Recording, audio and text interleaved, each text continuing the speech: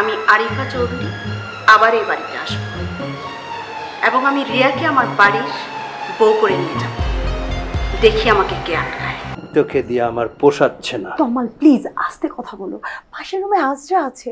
আপা যদি আর দেশে না ফেরে? আপনার আসলে সমস্যাটা কি মামি বলেন তো? চাকরিটা খুব বেশি দরকার আমার।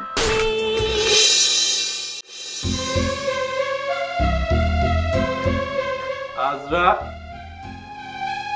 ফাহমিদা, ফাহমিদা, তুমি আজও ছাই পাশ খেয়ে আসছো? তো মানে তোমাকে না নিষেধ করেছি এইসব বাজে জিনিস খাবে না, আমি এইসব গন্ধ নিতে পারি না। এই আবার মদের গন্ধ যদি তোর পছন্দ না হয় তাহলে তুই এক্ষুনি আমার বাড়ি ছেড়ে চলে যা। যা। তমাল প্লিজ, রোজ রোজ তুমি এমন বাজে কথা বলো না। আমি তো বাইরের কেউ না, আমি তোমার বিয়ে করাবো। ও হ্যাঁ, তাই নাকি?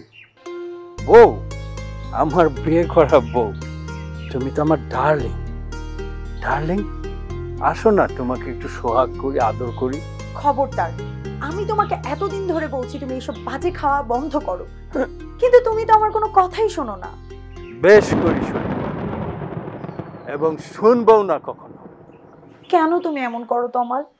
আমি কত কষ্ট করে আত্মীয় স্বজনদেরকে বলে কয়ে তোমার একটা চাকরির ব্যবস্থা করেছি। আরে রাখ তোর চাকরি। তুই আমার বংশমর্যাদা সম্বন্ধে জানিস আমি কোন বংশের ছেলে? হ্যাঁ, তোর ওই 2 টাকা দামের সেলসের চাকরি তোমার করে নাকি? তাই নাকি? তো এতই যখন ভালো বংশের ছেলে, তো দিনের পর দিন এরকম বেকার কেন বসে আছো? কিছু একটা করে দেখাতে পারো না? হ্যাঁ, দেখাবো। আর যেদিন দেখাবো সেদিন তোকে লাথি মেরে বাড়ি থেকে বের করে দেব, কারণ তোকে দিয়ে আমার পোষাচ্ছে না। তমাল প্লিজ আস্তে কথা বলো, পাশের রুমে আজরা আছে, ও শুনবে তো। ও আজরা, মাই সুইট শালি। উফ, তুই যদি ওর মতো সেক্সি,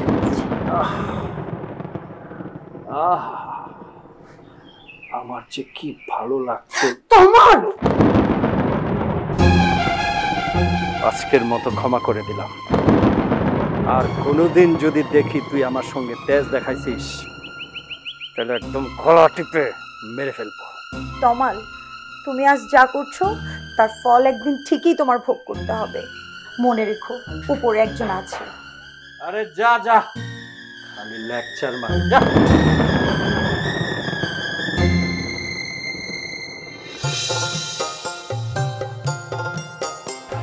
আরে আজরা না, কেমন আছো? জি ভালো। তুমি এই সময় কই যাইতেছো? একটু কাজ আছে তাই বাজারে যাচ্ছি। বাজারে কাজ? খুব জরুরি? হ্যাঁ, খুব একটা জরুরি কাজ। আমি কি তোমাকে কোনোভাবে হেল্প করতে পারি? তুমি চাইলে আমি... জি না অপু ভাই, আমি একাই চলে যেতে পারবো। ঠিক আছে, একা পারলে তো ভালো। তোমার দুলা ভাইয়ের মুখে শুনলাম তুমি নাকি আজকাল খুব চাকরি খোঁজাখুঁজি করছো। জি, চাকরিটা খুব বেশি দরকার আমার। দেখো আজরা, তুমি আমাকে আপন মনে করো না সেটা আমি জানি, কিন্তু আমি কিন্তু তোমাকে আমার জীবনের একজন স্পেশাল মানুষ মনে করি। তুমি চাকরি করবে সেটা কিন্তু আমাকে বললেই পারত। ঢাকা শহরে কিন্তু আমার বেশ মানুষের সাথে জানাশোনা আছে। ও আচ্ছা, তাহলে আপনার যেহেতু এত লাইন ঘাট আছে, আপনি নিজে কেন কিছু করছেন না? একটা ভালো প্রশ্ন করেছো। দেখো আজরা, আমি কিন্তু বোন দুলাভাইয়ের সংসারের বোঝা হয়ে থাকি না। আমার একটা নিজের বাড়ি আছে, আর সেই বাড়ির একমাত্র সন্তান এই আমি অপু। তুমি কি জানো এই অপুর নামে এই এলাকার বহু মেয়েরা পাগল পাড়া হয়ে থাকে? আর আমার এক ইশারায় এই এলাকার বহু বড় বড় ঘরের মেয়েরা বিয়ে করতে রাজি হয়। তাও কি তুমি জানো? আচ্ছা, এইটাও তুমি শুনে রাখো, গতকাল আমার বাবার কাছে একজনের বিয়ের প্রস্তাব নিয়ে আসছেন। আমি কিন্তু বাবাকে কাট কাট না করে দিয়েছি, বলেছি বাবা এই সময় আমি বিয়েটা করবো না। আর কেন না করেছি জানো? আমি সেটা কি করে জানবো? আপনার ব্যাপার আপনিই ভালো জানবেন। শুধু তোমার জন্য। দেখো আজরা, তুমি কিন্তু সবসময় আমাকে অ্যাভয়েড করার চেষ্টা করো। আমার চেয়ে তোমাকে কিন্তু কেউ এতটা ভালোভাবে বুঝবে না। তবে হ্যাঁ, আমি তোমার দুলাভাইয়ের বন্ধু, আর তোমার দুলাভাই সে যে কেমন মানুষ তা কিন্তু আমার চেয়ে কেউ বেশি ভালো বুঝবে না, আর ভালো জানেও না। তা আপনি তো খুব ভালো মানুষ, আপনি তাকে ভালো হতে বলতে পারেন না?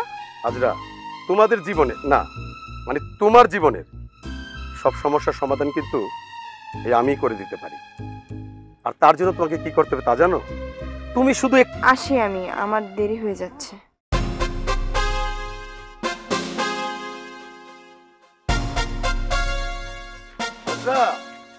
আমি কিন্তু তো আছি তোমার জন্য, যে কোনো বিপদে আমাকে ডাক দিও, কাছে পাইবা।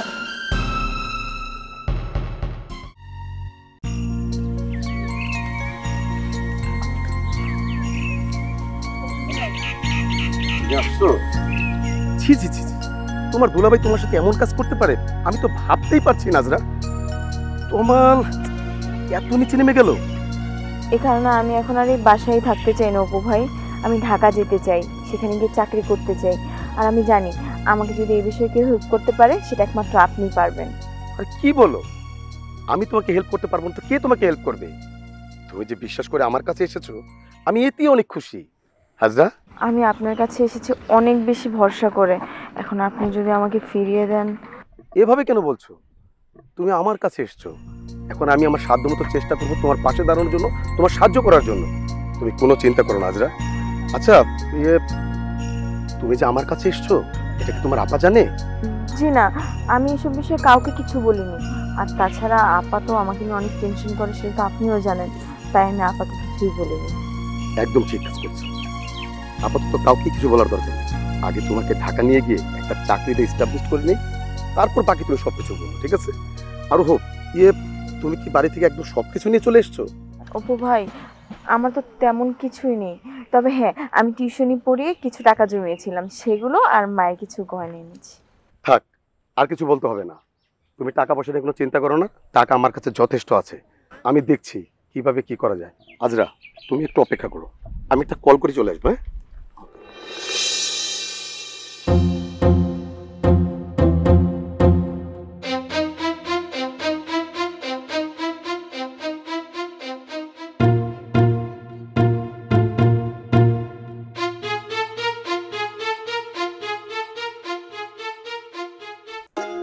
আজরা, তাহলে আমরা এখনই ঢাকা রওনা দিব। হ্যাঁ, আমাদের দেরি করা যাবে না। তাছাড়া তোমার দুলাভাইয়ের মতিগতি কখন কি হয় বলা যায় না, তাহলে চল না। না না, আমি নিজেও আর দেরি করতে চাই না, আপনি যা বলেন যেভাবে বলেন সেভাবেই হবে। Good, very good. এই যে তুমি আমাকে বিশ্বাস করতে শুরু করেছো, এটাই আমার জন্য অনেক সম্মানের। চলো তাহলে, আর একটু পরে ঢাকার উদ্দেশ্যে একটি বাস ছাড়বে, আমরা সেই বাসে করেই ঢাকার উদ্দেশ্যে রওনা হয়ে যাই, কি বলো? চলো। অপু ভাই, বলো। আমি তো চলে যাচ্ছি, কিন্তু আপনি তো আবার এখানেই ফিরে আসবেন। আমার বোনটার দিকে একটু খেয়াল রাখবেন, ও কিন্তু অনেক বেশি অসহায়। আরে ধর, এইসব নিয়ে তুমি টেনশন করো না তো। এখন এই মুহূর্তে এই দুনিয়াতে তোমার চেয়ে অসহায় আর কেউ নেই। হ্যাঁ, তাড়াতাড়ি চলো, গাড়ি চলে দিবে, চলো। আরে রাখো, আমি নিচ্ছি, আসো তাড়াতাড়ি।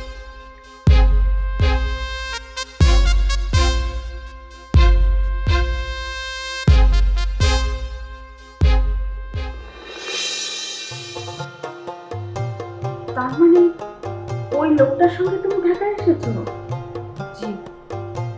তাহলে ওয়াজিবের সাথে তোমার দেখা হলো কি করে? আর বিয়েটাই বা? আন্টি, ছোটবেলায় আব্বা আমাকে বলতো দুনিয়াতে মানুষকে বিশ্বাস করা হচ্ছে সব থেকে বড় পাপ, আবার কাউকে একেবারে অবিশ্বাসও করা যায় না, তাহলে নাকি পিছিয়ে পড়তে হয়। আমার ক্ষেত্রেও একই ঘটনা ঘটেছিল। মানে? আন্টি, আমি অনেক বিশ্বাস করে অপু ভাইয়ের সাথে ঢাকায় এসেছিলাম, ভেবেছিলাম একটা সুন্দর জীবনের নিশ্চয়তা দিবে মানুষটা আমাকে, কিন্তু কিন্তু উনি। কিন্তু কি আজরা? লোকটা হচ্ছে এক নাম্বারের একটা প্রতারক। আমাকে ঢাকায় চাকরি দেওয়ার নাম করে একদল নারী পাচারকারী লোকের কাছে সে আমাকে বিক্রি করে দিয়েছিল। আর আমি যখন এই ঘটনাটা আজ করতে পেরেছিলাম, ঠিক তখনই পালানোর চেষ্টা করেছিলাম ওদের কবল থেকে, আর তখনই ওয়াজিবের সাথে আমার পরিচয় হয়েছিল।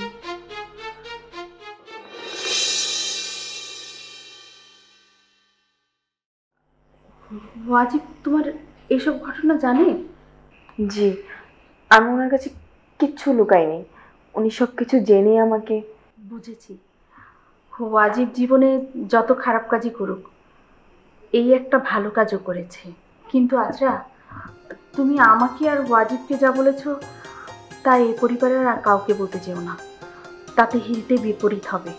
আপনাকে বিশ্বাস করেছি বলেই হয়তো বলতে পেরেছি, তা না হলে হয়তো বলতে পারতাম না।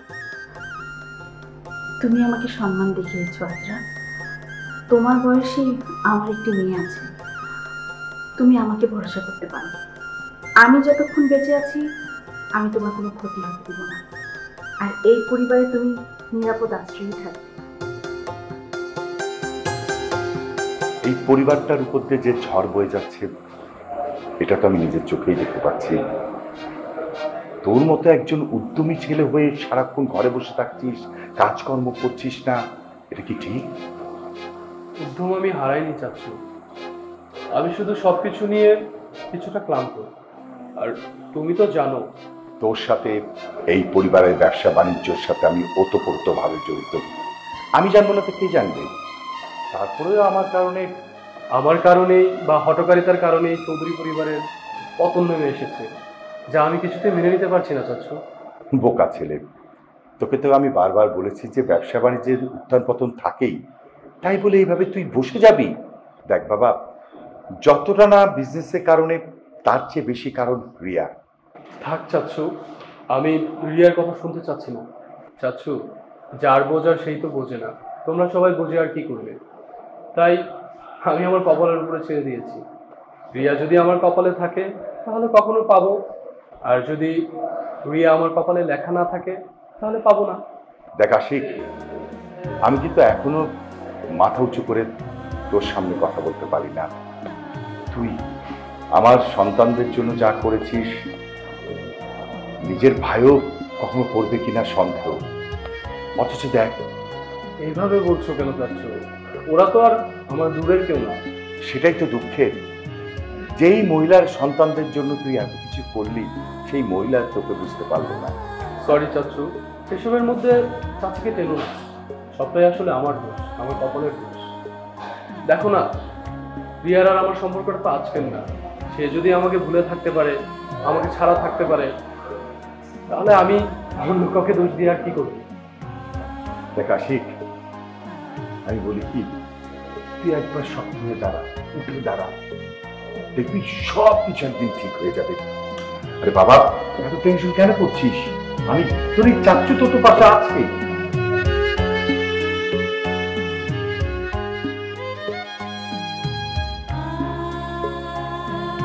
Good morning sir. Good morning. আপনি এসছেন ম্যানেজার সাহেব? আমি তো ভাবলাম যে আপনি ওরা ছুটি নিয়েছেন। না স্যার, ম্যাডাম তো এখন দেশে নেই, আর আমি ছুটি কেন নেব স্যার? ম্যাডাম দেশে নেই আর সেই কারণে আপনি ছুটি নিতে পারবেন না এমন তো কোনো কথা নেই, আছে?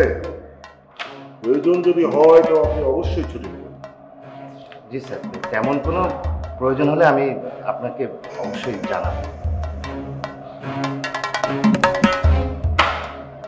শোনেন, আমি ফাইলটা দেখছিলাম, ফাইলটা তো কায়েসের তৈরি, তাই না? জি স্যার, কায়েস স্যার প্রজেক্টটা নতুন করে শুরু করতে চেয়েছিলেন, কিন্তু সে তো দেশে নেই, আর আদৌ সে দেশে ফিরবে কিনা তারও কোনো নিশ্চয়তা নেই। আমি তো এরকমটাই জানি। আপনি কি জানেন?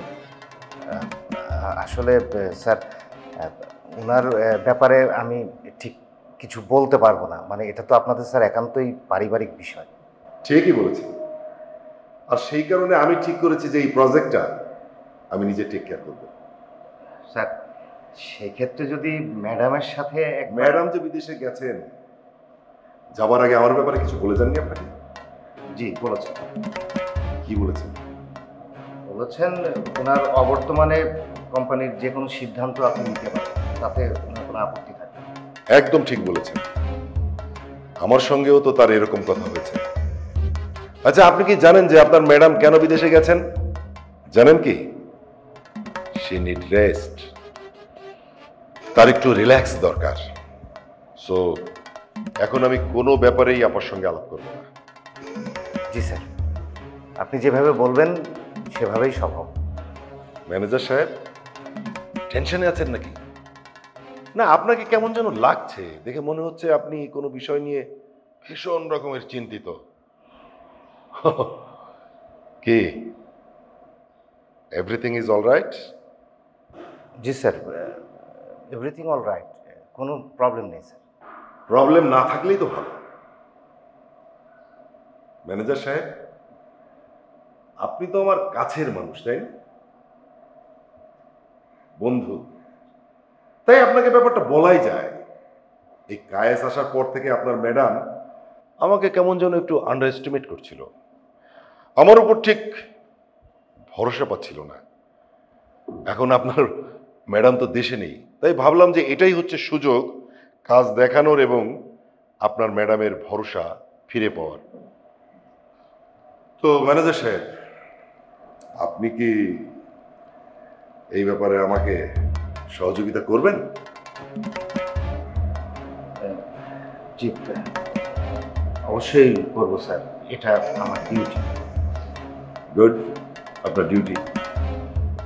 ঠিক আছে, তাহলে এই প্রজেক্টটা নিয়ে আমরা আলাপ করি নাকি?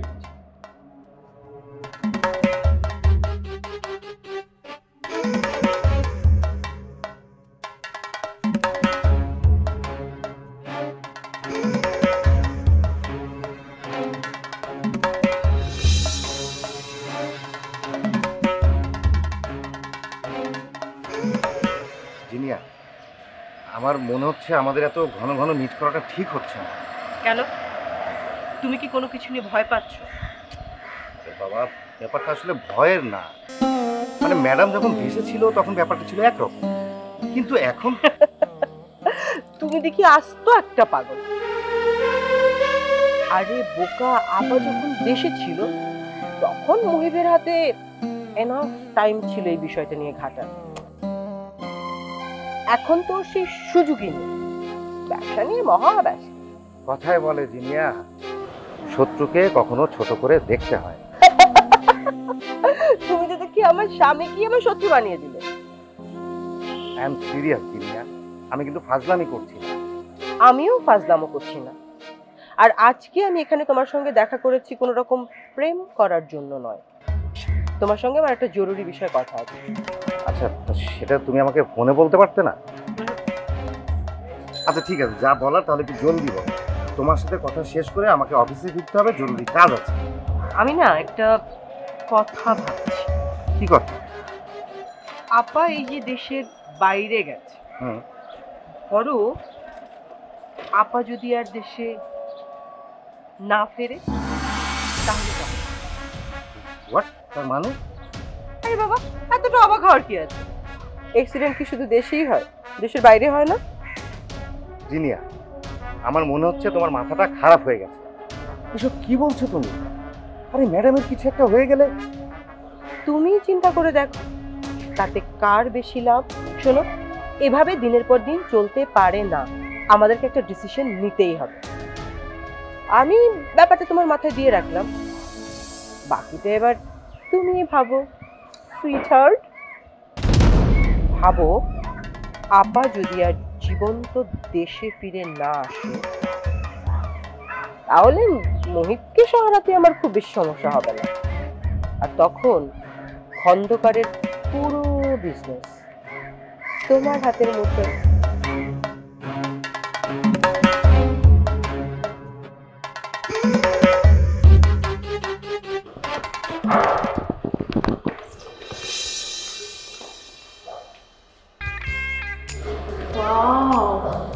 মামি দেখি সেই মাঞ্জা দিয়েছে।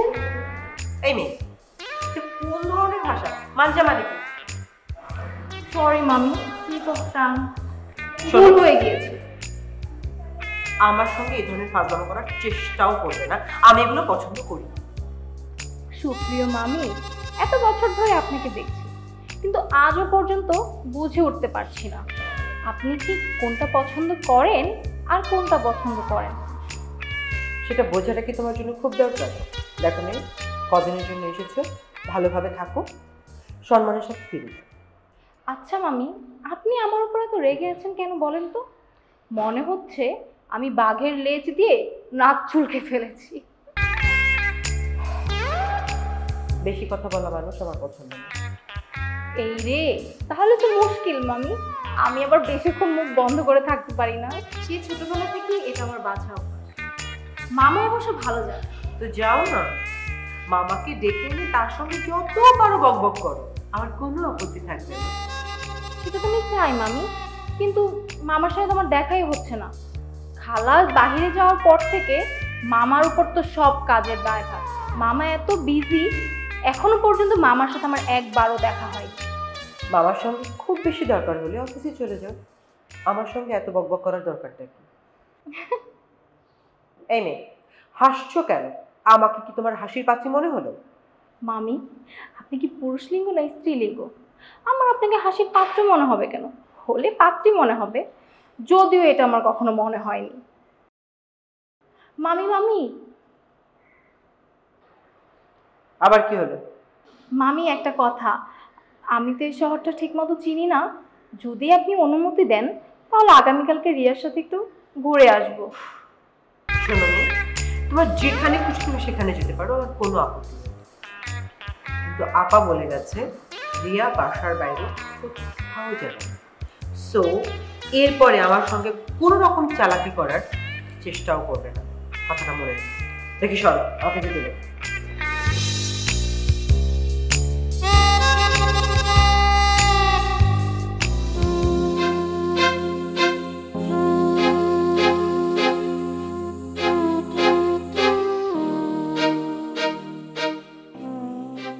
কি ব্যাপার?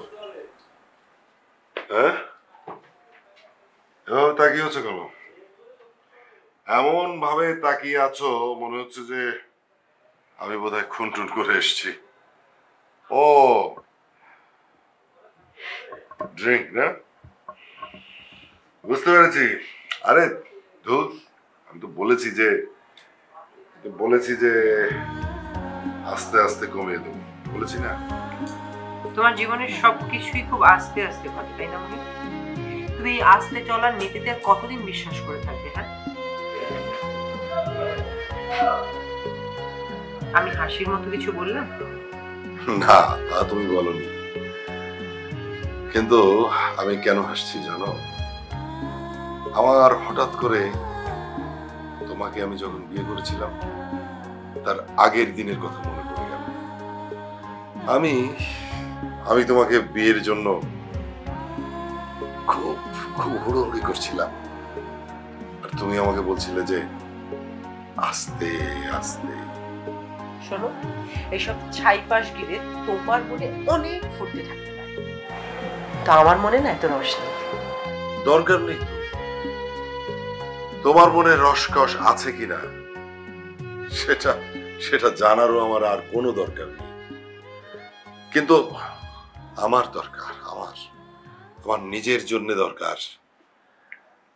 কারণ আমাকে তো ব্যালেন্স করতে হয়, নিজের জন্য ব্যালেন্স করে চলতে হয়, ভারসাম্য। আচ্ছা বাদ দাও এসব। নিচে ভাগ্নির সঙ্গে এতক্ষণ কি ফিসফিস করছিল? হ্যাঁ, কি বললে? আমি কি বললাম সেটা তুমি খুব ভালো করেই জানো, অতএব কথা না পেঁচিয়ে সোজাসুজি বলে ফেলো কি বলছি। জিনিয়া, তুমি মানে সবসময় এমন একটা ভাব দেখাও যে তুমি খুব চালাক। বেসিক্যালি তুমি কি জানো? বেসিক্যালি তুমি কিন্তু খুব বোকা। মোহিত, তুমি কিন্তু আমায় ইনসাল্ট করছো। No, never. এই মোহিত তার আপন বউকে কখনো ইনসাল্ট করতে পারে না। ও জিনিয়া, তুমি ওই যে কি যেন জানতে চাচ্ছিলে? ফিস আমি আমার ভাগ্নির সঙ্গে ফিস করে কি কথা বলছিলাম, তাই তো? আচ্ছা, একজন মানুষ আর একজন মানুষের সঙ্গে বলো তো কখন ফিস করে কথা বলে? যখন সেই কথাটা অন্য কেউ জানতে না পারে, তাই তো? সো আমার ভাগ্নির সঙ্গে বলা ফিসফিস করে কথাগুলো আমি যদি তোমাকে বলেই দেই, তাহলে তো ফিসফিসের কোনো মানেই থাকে না। ও আচ্ছা, আমার তো খুব ঘুম পাচ্ছে জুনিয়া। এসব নিয়ে কথা বলে আর কোনো লাভ আছে বলো তো? এই পৃথিবীতে যা ঘটবার সেটা তো ঘটবেই, ঘটবে না? সেটা নিয়ে চিন্তা করে কোনো লাভ আছে বলো? বেশি চিন্তা করলে কি হবে? শরীর খারাপ করবে। আমি এখন আর তোমার সঙ্গে কোনো কথা বলতে চাচ্ছি না। আমি এখন ঘুমাবো। আমি এখন এখানে শুয়ে পড়বো।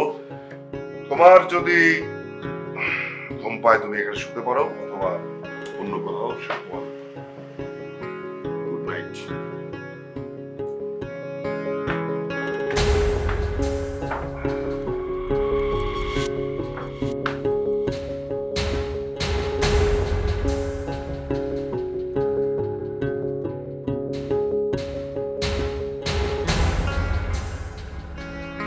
জামিল, তুমি তো জানো আমাদের চৌধুরী পরিবার এখন কীরকম একটা টালমাটাল অবস্থায় আছে, আর এর জন্য কে বা কারা দায়ী তা আমার থেকে তুমিও খুব ভালো জানো। ভাবি, পুরাতন কথা তুলে আমাকে লজ্জা দিবেন না। আমি জানি কার কোথায় দোষ, কার কোথায় দায়। না জামিল, আমিও আর পেছনের কথা ভাবতে চাই না। যা হবার তা হয়েছে। আমরা যদি এখন সবসময় পেছনের কথা নিয়ে পড়ে থাকি তাহলে তো আর সামনে আগানো যাবে না। আমিও ঠিক সেটাই ভাবছি ভাবি, কিন্তু আশিকের ব্যাপারটা তো তুমি জানো জামিল। আশিক যতটা না বিজনেস নিয়ে বিমর্ষ, তার থেকে বেশি কষ্ট পেয়েছে রিয়ার ঘটনা। রিয়ার মাঝে কখনো আমাদের সাথে এমনটা করতে পারে সেটা আমি কখনো কল্পনাও করতে পারিনি। কিন্তু ভাবি, এখানে তো আপনাদের কোনো দোষ নেই। ওয়াজিবের মা যদি ও কি করেছে সেটা আসলে মুখ্য বিষয় না। ও যা করেছে নিজের মতো ভেবেই করেছে, কিন্তু আমি তো জানতাম যে রিয়ার মা একজন বিচক্ষণ মহিলা। তো উনি কেন তোমার স্ত্রীর কথা শুনে এইভাবে বেঁকে বসবে? এমনকি উনি আমার কথারও কোনো মূল্য রাখেননি। ভাবি, যতটুকু জানি যে রাশেদা খন্দকার মহিলাটা খুবই আত্মঅভিমানী মহিলা। উনি একবার যেই বিষয়টা নিয়ে ডিসিশন নেন, উনি সেখান থেকে কখনো সরেন না। তো এবার আশিক যে ব্যাপারটা নিয়ে কষ্ট পাচ্ছে সেটাও আমি কোনোভাবেই মেনে নিতে পারবো না। কিন্তু ভাবি, এখানে আমাদের করার কি আছে? আমরা তো যথাসাধ্য চেষ্টা করেছি। ওই মহিলাটা না, আমার মনে হয় আমরা যথাসাধ্য চেষ্টা এখনো করিনি। সামনে আমাদের কিছু কাজ করতে হবে যেটা আমি ঘটাবো। রিয়াকে আমি চৌধুরী পরিবারের বড় বউ করে আনবই। সে অলক্ষ্মী নয়, সে হচ্ছে এ পরিবারের গৃহলক্ষ্মী। সেটা আমরা সবাই জানি। ভাবি, শুনেছি রাশেদা খন্দকার এই মুহূর্তে দেশে নেই। আমরা যদি এই ফাঁকে চৌধুরীরা কখনো অসৎ পন্থা অবলম্বন করেনি জামিল। যেহেতু এতদিন করেনি, সুতরাং আজও করবে না, এইটুকু তুমি নিশ্চিত থাকতে পারো। তাহলে ভাবি, আমি তোমাকে বলছি, তুমি শোনো। তোমার আমার হয়ে কিছু কাজ করে দিতে হবে, এছাড়া আর কোনো উপায় নেই। রাশেদা খন্দকার যদি সে তার মেয়ের জন্য এতটুকু জেদ ধরে থাকতে পারে, তাহলে আমি আরিফা চৌধুরী বা পিছিয়ে থাকবো কেন? ভাবি, আপনি শুধু বলেন আমাকে কি করতে হবে। আশিকের জন্য আমি সব কিছু করতে প্রস্তুত।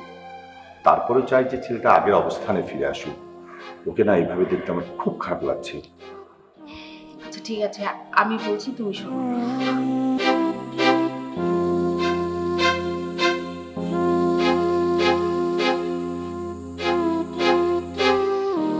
তুই আসলে কাকে কষ্ট দিতে চাইছিস বলতো? আপু, এভাবে দিনের পর দিন চলতে থাকলে? শোন পুতুল, আমি আমার কাছে কসম খেয়েছি আমার পক্ষে সম্ভব নয় ঘুম ধরা। শোনো আপু, প্রেমে কোনো পাপ নেই। রাখো তোমার কসম। তুমি ফোনটা ধরো আর নাহলে কলটা ব্যাক করো। না পুতুল, আমি পারবো না। না হলে আমাকে দাও, আমি কথা বলি। এই, তুই কেন কথা বলবি? আশিক তো তোকে ঠিক মতো চিনেও না। তাছাড়া আমার হয়ে যদি তুই আশিকের সাথে কথা বলিস, আম্মু ব্যাপারটা ভালো চোখে দেখবে না। কিছু মনে করো না আপু, আমি আসলে বুঝতে পারছি না খালাম্মা কি চাচ্ছে। এভাবে নিজের মেয়েকে কষ্ট দিয়ে তার লাভটা কি হচ্ছে? কই, আমি তো কষ্ট পাচ্ছি না। একদম বাজে কথা বলবে না। কষ্ট পাচ্ছ না বলে বলে চোখের মধ্যে বঙ্গোপসাগর নেমে এসেছে। আমি কি কিছু বুঝি না? আমি কি কচি খুকি বাচ্চা? দেখ পুতুল, তুই অল্প কিছুদিনের জন্য বেড়াতে এসেছিস, আমাদের এই ঝামেলায় তুই নিজেকে জড়াস না। এমনিতেও অনেক প্রেশারে আছি। আচ্ছা, যদি আমি সব জটিলতা ছাড়িয়ে দিতে পারি? না রে, সেটা আর কখনো হবে না। কারণ আশিকের ফ্যামিলি থেকে বলা হয়েছে আমি নাকি অপয়া, আমার কারণেই নাকি আশিকের বিজনেসের প্রবলেম হচ্ছে। আর এই ব্যাপারটা কখনোই আম্মু মেনে নিতে পারবে না। আপু, তুই ব্যাপারটা ভেবে দেখ। এসব কথা কে বলছে? আশিক, ওর দাদি, ওর মা, নাকি ওর বোন? না, বলেছে ওয়াজিব শয়তানটার মা। ওর মা যে কতটা শয়তান এটা তো আমার থেকে ভালো তোমরা জানো। আমার জেনে কি হবে পুতুল? ওরা আমার আম্মুকে অপমান করেছে, আর আম্মু মরে গেলেও আমার আর আশিকের সম্পর্কটা কখনো মেনে নিবে না। আর তুমি কি পারবে বাকিটা জীবন আশিককে ছাড়া বাঁচতে? কি হলো, কথা বলছো না কেন? বলো বলো, তুমি পারবে? বলো বলো আপু।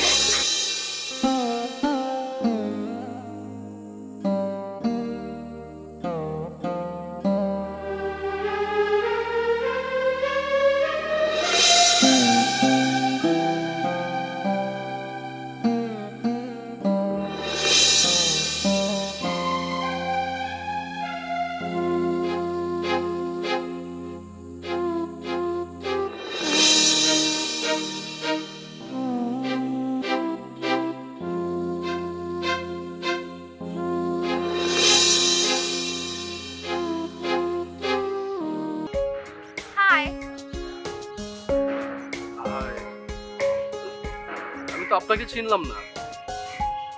আমি পুতুল, কাল রাতে আমি আপনাকে কল করেছিলাম। জি, আমি আপনার সঙ্গে কথা বলেছি, আপনার সঙ্গে দেখা করতে এসেছি, কিন্তু আপনি তো আপনার পরিচয় দেননি। আমার পরিচয় লুকানোর মতো তেমন কিছু নেই। আমি রিয়ার খালতো বোন পুতুল। আপনি আপনি আমি আপনার যথেষ্ট ছোট আশিক ভাইয়া, আপনি আমাকে তুমি করে বলতে পারেন। আচ্ছা ঠিক আছে, সেটা না হয় আমি বলবো, তার আগে বলো রিয়া কেমন আছে? এক বুক বেদনা নিয়ে যেভাবে জীবন্ত মরা বেঁচে থাকে সেভাবেই বেঁচে আছে আপনার রিয়া। কিন্তু কেনই বা রিয়া এমন করছে? তুমি জানো আমি রিয়াকে অনেক কল করি, দিনের পর দিন, রাতের পর রাত, কিন্তু ও আমার কল ধরছে না, কোনো রেসপন্স করছে না। আমি কি এতটাই পাপ করে ফেলেছি? আপনারা কেউ কোনো পাপ করেননি আশিক ভাই। ঝামেলাটা আসলে কোথায় সেটা তো আপনি খুব ভালো করেই জানেন। হ্যাঁ আমি জানি, সমস্যাটা আমাদের দিক থেকেই তৈরি হয়েছে, কিন্তু এইখানে তো আমার কোনো দোষ নেই।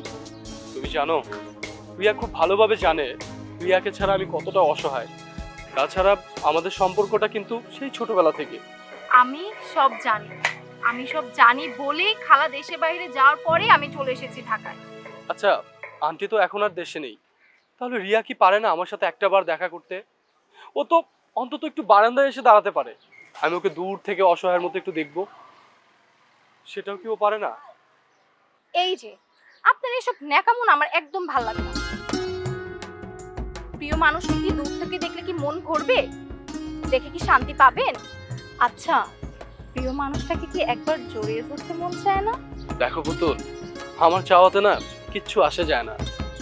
রিয়া আমার ফোনটা পর্যন্ত রিসিভ করে না। একটা কথা বলবো ভাইয়া, এই পুতুলের উপর আপনি ভরসা রাখেন। আমি যখন এই বাড়িতে চলে এসেছি আমি আপনাদের দুজনকে মিলিয়ে ছাড়বো ইনশাআল্লাহ, এটা আমার ওয়াদা। থ্যাংক ইউ পুতুল, থ্যাংক ইউ ভেরি মাচ। তুমি সত্যি যদি এই কাজটা করতে পারো আমি সারা জীবনের জন্য তোমার উপর কৃতজ্ঞ থাকবো। ঠিক আছে ভাইয়া, আসি তাহলে। ঠিক আছে।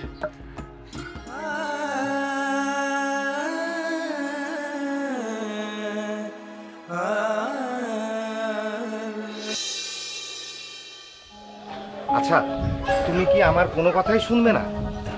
অদ্ভুত তো, আমি কবে তোমার কথা শুনলাম না বলো তো? জিনিয়া, আমি তোমাকে বারবার বলেছি এভাবে ঘন ঘন মিট করাটা আমাদের ঠিক হচ্ছে না। তারপরে তুমি 2 দিন পর। শোনো, তুমি হয়তো তোমার সিচুয়েশনে ভয় পাচ্ছ, কিন্তু আমি এসবে ভয় পাই না।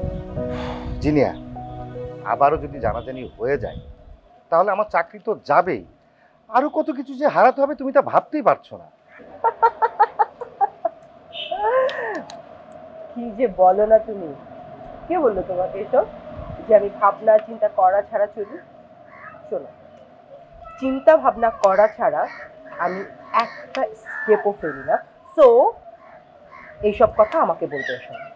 আচ্ছা ঠিক আছে, তুমি কি জানো সেদিন কি হয়েছে? কি? তোমার হাজবেন্ড আমার কাছে জানতে চেয়েছে আমি কেন বিয়ে করি। ভালো তো, সত্যিটা বলে দিলেই পারতে। তুমি আবারও বিষয়টা ফাজলামি মনে করছো, কিন্তু একবার ভেবে দেখেছো আমার যদি এই চাকরিটা চলে যায় তাহলে কার লস সবচেয়ে বেশি হবে? তোমাকে আমি আরো একবার বলেছি, ভাবনা চিন্তা ছাড়া একটা স্টেপও এই জিনিয়া ফেল না। আর শোনো, মুহিব নিজেকে যতটা বুদ্ধিমান প্রমাণের চেষ্টা করছে, আসলেও সেটা মোটেও না।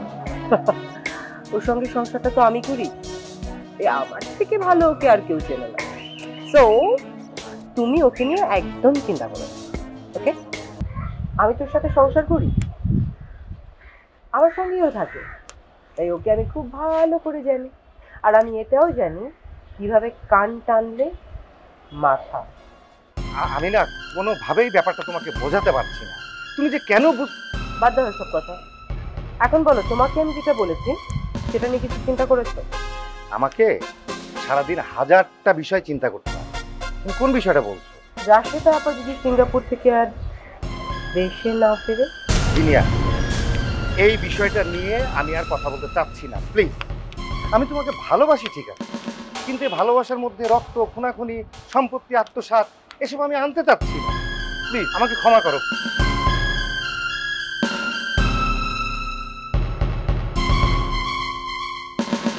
না, এদের কাউকে দ্বারা কিচ্ছু হবে না।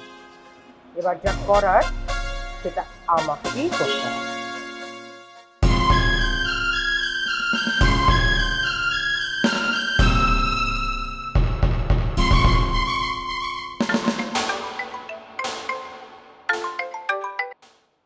হ্যালো হ্যালো, আসসালামু আলাইকুম, কেমন আছেন? ওয়ালাইকুম আসসালাম। সরি, আমি তো আপনাকে ঠিক চিনতে পারছি না। আমি জামিল, আশিকের চাচা। ওহো, সরি সরি সরি, ভীষণ সরি। আমি বুঝতেই পারিনি যে আপনি আমাকে ফোন দিয়েছেন। আরে ভাই, সরি কেন বলছেন? আমরা তো কোনো কালে ক্লোজ ছিলাম না, তাই না চিনাটাই স্বাভাবিক। জি, তা অবশ্য ঠিক, কিন্তু আপনি হঠাৎ করে ফোন করলেন যে, কোন প্রবলেম? না না না, প্রবলেম কিসের? আসলে আপনার সাথে কখনো তেমন করে কথা বলা হয়নি তো, তাই ভাবলাম যে আপনাকে একটু কল করি, কথা বলি। আমি খুব খুশি হয়েছি জামিল সাহেব, আপনি যে আমাকে ফোন দিয়েছেন, ভীষণ খুশি হয়েছি। আপনি যদি আমাকে ফোন না দিতেন আমি হয়তো খুব তাড়াতাড়ি আপনাকেই ফোন দিতাম। আমি শুনতে পেয়েছি যে আশিকের এই ঘোর বিপদে আপনি ওর পাশে থাকতে চাচ্ছেন, এই জন্যই কলটা করেছি। হ্যাঁ জামিল সাহেব, এই মুহূর্তে আশিকের যেমন একটা বিপদ চলছে, ঠিক একই বিপদ চলছে আমাদের রিয়ার। মুশাহেব, আসলে ঝামেলা যখন হয়েছে তখন তো আসলে আমাদের বড়দের দায়িত্ব যে ঝামেলাটা আসলে মিটানো।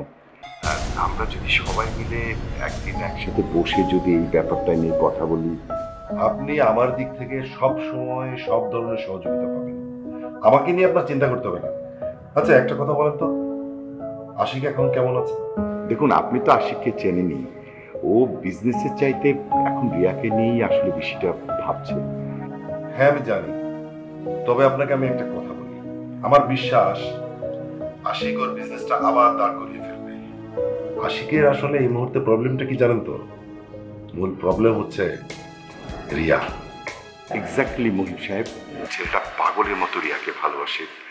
আমরা মুরব্বীরা যদি সবাই একসাথে ওদেরকে কোনোভাবে যদি মিলিয়ে দিতে পারতাম।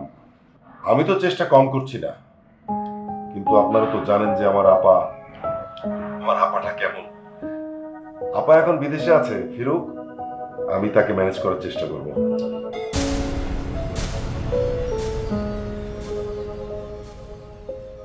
ভাই, তাতে কি কাজ হবে বলে আপনার মনে হয়? হবে কিনা সেটা জানি না, কিন্তু চেষ্টাটা করতে হবে। আর সবচেয়ে বড় কথা হচ্ছে যে চোখের সামনে দুটো জীবনকে তো নষ্ট হতে দিতে পারি না, কিছু একটা করবই করব। আচ্ছা জানেন সাহেব, শোনেন, আপনি একদিন আসেন আমার অফিসে, কফি খেয়ে যাবেন। অবশ্যই আসবেন। হ্যাঁ,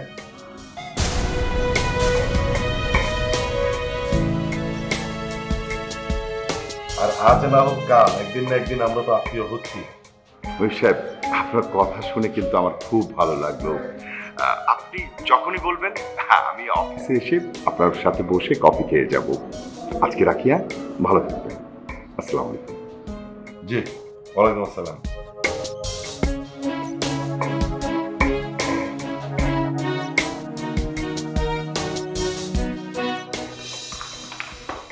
এই মেয়ে, জি মামি বলেন।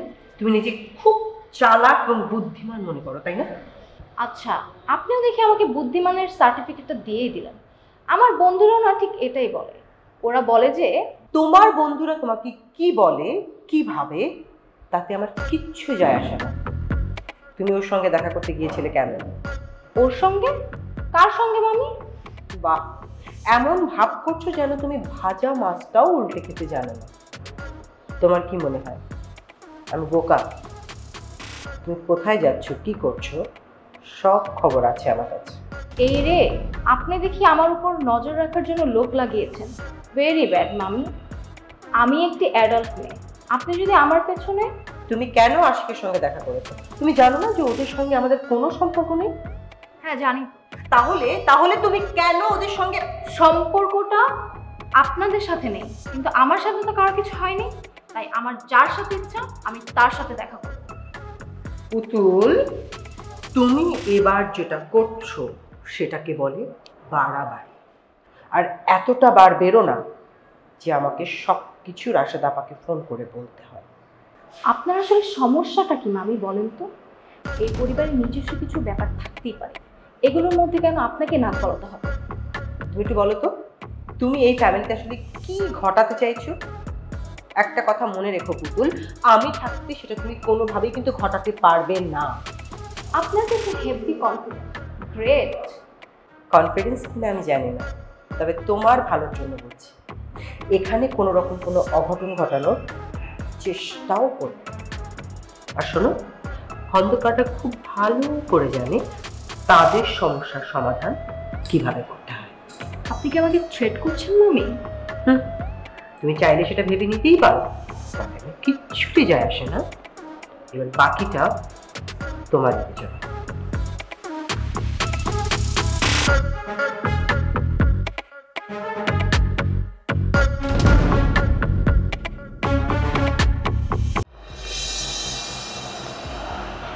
আম্মু। কিরে বাবা, কিছু বলবি? হ্যাঁ, ওই একটা ঘটনা ঘটেছে। ঘটনা? কি ঘটনা বাবা? আম্মু, তোমাকে আমি আগেও বলেছি, ওই যে রিয়ার মামা আছে না, মুহিব সাহেব, যিনি আমাকে সবসময় সাপোর্ট করছেন। হ্যাঁ, মানুষটা খুব ভালো বলেই আমি জানি, কিন্তু ওর বউটা... আম্মু, রিয়া আমাকে ছাড়া ভালো আছে এটা হতে পারে না। আমার দৃঢ় বিশ্বাস রিয়া আমাকে ছাড়া ভালো নেই। আর পুতুলের কথা শুনে যা বুঝতে পারলাম, ওর আম্মু ওকে কসম দিয়ে রেখেছে, যার কারণে ও আমার সাথে মিট করতে পারে না, আমার সাথে দেখা করে না। সব সন্তানই তার বাবা মাকে প্রচণ্ড ভালোবাসে, এটাই স্বাভাবিক। এই যে রিয়া তোর সাথে, আমাদের পুরো পরিবারের সাথে যোগাযোগ বন্ধ করে দিয়েছে, এটাও ওর মায়ের কারণে। এতে আমি রিয়ার কোনো দোষ দেখছি না বাবা। আচ্ছা আম্মু, পুতুলকে তুমি চিনবে না। পুতুল হচ্ছে রিয়ার কাজিন, সে আমার সাথে দেখা করেছে। রিয়ার কাজিন? হ্যাঁ আম্মু, মেয়েটা না খুব ভালো আম্মু, জানো। ও না রিয়ার আর আমার ব্যাপারটা নিয়ে খুব ওয়ারিড দেখলাম। কিন্তু পুতুলকে তুই পেলি কোথায়? আমি পাইনি, ও আমাকে খুঁজে নিয়েছে, তারপর ও আমার সাথে মিট করেছে। কথা হয়েছে তোদের মধ্যে? রিয়া কেমন আছে জানতে পেরেছিস? আম্মু, রিয়া আমাকে ছাড়া ভালো আছে এটা হতে পারে না। আমার দৃঢ় বিশ্বাস ও আমাকে ছাড়া ভালো নেই। আমি যতদূর পুতুলের সাথে কথা বলে জানতে পেরেছি, ওর মা ওকে কসম দিয়ে রেখেছে। সেই জন্যই তো ও আমার সাথে মিট করে না, আমার ফোন রিসিভ করে না। আমাদের পরিবারের একজন দোষ করেছে, তাই বলে আন্টিকে এত বড় একটা ডিসিশন নিতে হলো? এখানে আমাদের তো কোনো কারোরই ভূমিকা নেই। আচ্ছা, তুই এত অস্থির হচ্ছিস কেন? আমি তো বেঁচে আছি এখনো, তাই না? আর তাছাড়া রিয়ার মামার সাথে তোর চাচার কথা হয়েছে। উনি বলেছেন সব কিছু ঠিকঠাক না হওয়া পর্যন্ত উনি আমাদের সাপোর্ট দিবেন এবং এই ব্যাপারটা উনি সামলে নেবেন। আসলে আমি ভাবছি অন্য কথা। কি কথা আম্মু? এই সব ঝামেলাতে শুধু রাশেদা খন্দকার জড়িত তা না, আমার মনে হচ্ছে আরও কেউ একজন জড়িত আছে যে চায় না রিয়া আমাদের পরিবারের বউ হয়ে আসুক। সে যেই হোক, তাকে আমি ঠিকই বের করে ছাড়ব। বলেন কি অবস্থা জামিল সাহেব? ভালো। আসলে মুন্সি সাহেব, আমি হুট করে আপনার অফিসে চলে আসায় আপনার কোনো সমস্যা হলো না তো? অনেক সমস্যা হয়েছে। আচ্ছা, আপনি এই কথাটা বলে আমাকে কি একটু লজ্জা দিলেন না? আমি নিজেই তো আপনাকে ইনভাইট করেছি নাকি? সেটা ঠিক আছে, আসলে ব্যাপারটা হচ্ছে কি আমি এদিকে এসেছিলাম, তাই ভাবলাম যে একসাথে দুটো কাজ করেই যাই। তাছাড়া আপনার সঙ্গে তো আমার একটু গুরুত্বপূর্ণ কথা ছিল। জানি তো। দেখেন, যেখানে আপনি আছেন আমি আছি, আমরা দুজন মানুষ থাকতে যদি এর একটা সমাধান না করতে পারি তাহলে আমাদের থেকে লাভটা। দেখুন, আপনি তো জানেন যে এই সমস্যার সমাধান যদি না হয় অযথাই দুটো মানুষের জীবন নষ্ট হয়ে যেতে পারে। দেখেন, আমি সবই জানি, আর জানি বলে আমি সব সময় আশিকের পক্ষে কথা বলে আসছি। মানে একটা ঠুনকো বিষয়ের কারণে দুজন মানুষের সম্পর্ক নষ্ট হয়ে যাবে, এটা তো আমরা ভেস্তে যেতে দিতে পারি না। আমিও ঠিক তাই মনে করি। আচ্ছা জামিল সাহেব, আমি একটা কথা বলি, যদি কিছু মনে না করেন। না, বলুন না, কোনো সমস্যা নেই, বলুন। মানে একটু বিব্রতকর বিষয়টা, তাও আমি বলি যে মানে আপনার ওয়াইফ সেদিন হঠাৎ করে ফোন দিয়ে রিয়া সম্পর্কে অনেক নেগেটিভ কথা বলেছে। এগুলোর কি কোনো দরকার ছিল বলেন? আশিকের বিজনেসে যে লস, সেখানে তো রিয়ার কোনো হাত নেই বলেন। রিয়া তো ওকে অনেক ভালোবাসে, আপনি যেমন জানেন আমিও জানি। রিয়া সবসময় ওর ভালোটাই চায়। তাহলে ওকে ধরেন যে মানে যে ধরনের কথা ওর সম্পর্কে বলেছে যে অলক্ষী, মানে এইটাই। দেখেন, আর একটা কথা বলি, কিছু মনে করবেন না আপনি। আমার বোন রাশেদা, ওকে আমি চিনি, মানে অনেক ইগো তার। আর যাই হোক না কেন, তার মেয়ে সম্পর্কে এই ধরনের কোনো কথা সে কিন্তু নিতে পারে না। আর সে কারণেই দেখুন মুন্সি সাহেব, আসলে সব পরিবারে ছোটখাটো একটু ঝামেলা থেকেই থাকে। আসলে আমি কি বোঝাতে চাচ্ছি নিশ্চয়ই আপনি আমার কথাই বুঝতে পেরেছেন। পারবো না কেন, অবশ্যই আমি বুঝতে পারছি। আসলে কি জানেন, আমি নিজেও তো কম ভুক্তভোগী না। আমি স্যার এই আপনাকে আমি বলেছি না যে এখন আমাকে ডিস্টার্ব করা যাবে না। সরি স্যার, আসলে একটা জরুরি, যতই জরুরি হোক না কেন আপনি এখন যান, আর আপনাকে না ডাকা পর্যন্ত আপনি আর এই রুমে আসবেন না, ঠিক আছে? সরি স্যার, আপনার যদি ব্যস্ততা থাকে তাহলে। আরে না, কি বলেন আপনি? না না, কোনো জরুরি কাজ নেই, আপনি বসেন তো, আপনার সঙ্গে তোমার অনেক আলাপ আছে। আচ্ছা, ওই আরেকটা কথা বলি, মানে আমি কি কোনোভাবে আপনাদের লস প্রজেক্টে আশিককে হেল্প করতে পারি? না না না না, দেখুন এই বিষয়টা ছাড়া কোনোভাবেই আপনার কোনো কিছুতে হেল্প করা দরকার নেই। জাস্ট আপনি রিয়ার সাথে আশিকের সম্পর্কটা জোড়া লাগিয়ে দিলেই হলো, আর কিছু দরকার নেই।